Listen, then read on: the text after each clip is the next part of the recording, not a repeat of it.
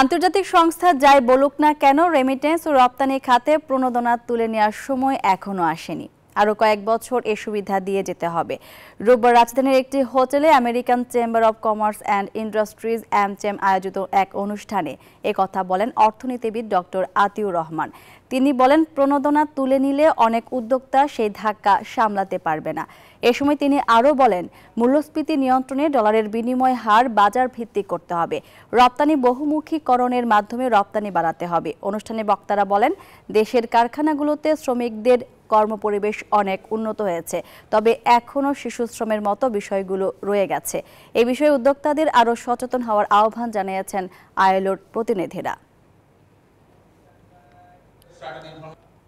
এখনই সময় আসেনি যে আমাদের রপ্তানি খাত এবং আমাদের যে প্রবাস আয় খাত সেখান থেকে যে ধরনের প্রণোদনা আমরা এমনকি নগদ প্রণোদনা দিচ্ছি সেটা তুলে নেবার সময় এখনো আসেনি।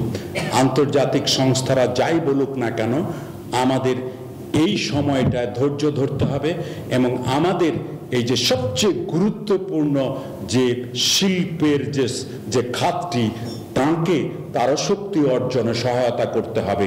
তাহলে সময় মতো আমরা সত্যিকার গ্র্যাজুয়েশন করতে পারবো।